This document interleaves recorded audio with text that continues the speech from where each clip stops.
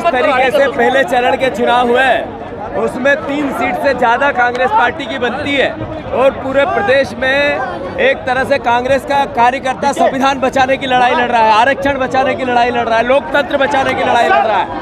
और मैं मानता हूँ मंदसौर, नीमच, उज्जैन दोनों सीटें मालवा की कांग्रेस पार्टी पूरी ताकत से लड़ेगी और जीतेगी। धन्यवाद। नरेंद्र मोदी जी ने कुछ किया नहीं और जो किया नहीं वो बता नहीं सकते। अब झूठ, पाखंड, घृणा, नफरत कुछ तो भी बोल के अपने ध्यान बांटना चाहते हैं। जनता समझ गई है कि 10 साल से झूठ सुन रहे हैं, अब सच सुनना चाहते हैं। भाजपा से ज्यादा सीट कांग्रेस पार्टी जीतेगी। दिलीप जी को यहाँ पार्टी ने मुदर बनाया है, भारी मतों से जीतकर सांसद कर दो और भाजपा कर दो। अब आपको याद रखना है, हाथ का निशान घुसपैठियों की, मंगलसूत्र की, मंदिर की, मस्जिद की, हिंदू की, मुसलमान की, हिंदुस्तान की, पाकिस्तान की, क्योंकि मुद्दों में भाषण देने मजा आता है, जनता को ताली बजाने मजा आता है। और हम लोगों ने सैद्धांतिक बात अपनाई है कि हम लोग सरकार बनने के बाद, और ये कांग्रेस पार्टी की औपचारिक घोषणा है, यहाँ बहुत से किसान भाई बैठे, देश आजाद हुए बहुत समय हो गया, 10 साल बीजेपी की सरकार रही पूर्ण बहुमत की, 3 काले कानून बनाए किसानों के खिलाफ, पूरे देश में आंदोलन हुआ, सैकड़ों किसानों की आत्मा आज गवाही दे दी है, जो मर गए बेचारे हमारे किसान भाई, उनके खिलाफ 3 काले कानून बनाए। बीजेपी चाहती थी कि देश में मंडियों को समाप्त कर दो, सरकार जो फसल खरीदती है उसको समाप्त कर दो और चंद पूंजीपतियों को पूरे देश की अनाज मंडी सौंप दो। अब जब देश की अनाज मंडी निजी हाथों में चली जाएगी तो कालाबाजारी, जमाखोरी इन लोगों को करने का मौका मिलेगा। मंदसौर, नीमच के विकास के लिए एक सवाल उठाया, आपके नॉलेज में है? कभी उठ के खड़े होकर नरेंद्र मोदी से 2 सवाल किए? आपने कभी छापा ऐसा? कभी एक पत्र लिखा हो मंदसौर, नीमच के लिए? कभी लिखा? सुना बोले?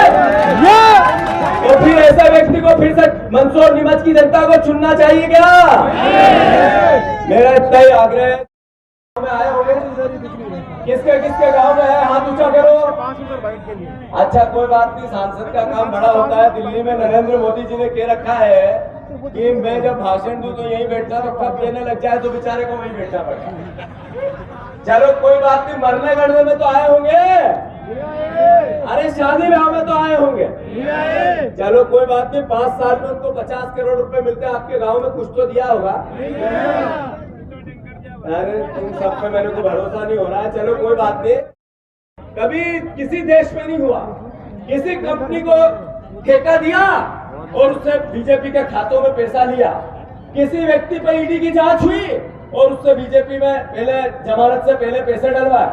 अरे मध्य प्रदेश में हमारे नेता जो कांग्रेस में थे, जिनका छोटा मोटा रेते का, फेते का, इसका उसका वेद अवैध काम था, थाने में चले पुलिस आएगी, पार्टी में आएगा क्या? तो कई लोग चले गए हैं, याद है आप लोगों को? बीजेपी कहती है, संख्या बताती है। मैं उनको कहता हूं कि ऐसे 50, 60, 70 लोग विधानसभा के पहले हमारी पार्टी में आए थे। हमें 20-25 हजार रुपए के हार सचिन भैया मंगाने पड़ते थे, सामने स्टेज लगा लिया, जब आए हम सब 1 घंटा उसमें लगाए, उनको माला पहनाए, दुपट्टा पहनाए। रिजल्ट क्या है? हम हार गए, वो जीत गए। ये आने जाने वालों से कोई फर्क पड़ने वाला है नहीं। और जो ऐसे समय धोखा देके गया उसको अब आगे तो अंदर नहीं लेना है ना।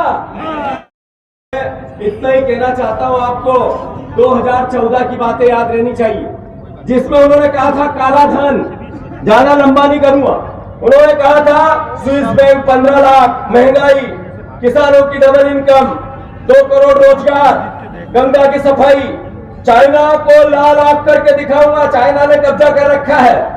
उन्होंने कहा था 5 ट्रिलियन डॉलर की अर्थव्यवस्था बनाऊंगा, 5 ट्रिलियन से ज्यादा कर्जा हो चुका है। उन्होंने कहा था डॉलर के मुकाबले रुपए की कीमत बढ़ाऊंगा, 85 हो गया 58 से।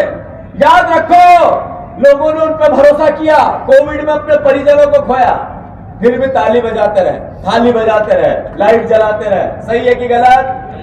इतना भरोसा किसी व्यक्ति पे देश करे और फिर वो नफरत की बात करे, ये शोभा देता है?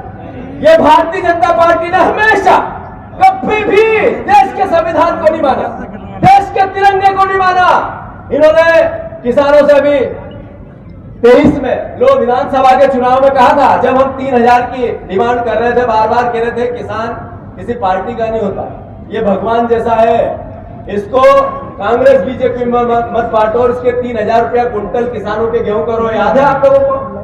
अरे याद है या नहीं है? तब मुख्यमंत्री मेरी मजाक उड़ाते थे, बीजेपी के लोग मेरी मजाक उड़ाते थे, मेरे पे हंसते थे, पर उनको पता था जीतू पटवारी नहीं बोल रहा है, एक किसान का बेटा बोल रहा है, किसान बोल रहा है। डरे 2700 किया, भाषण दिए, लोगों ने वोट दिए, कर दिए 2700, धान के 3100, बहनों को 3000, टोटल मोदी गारंटी है, छूट की गारंटी।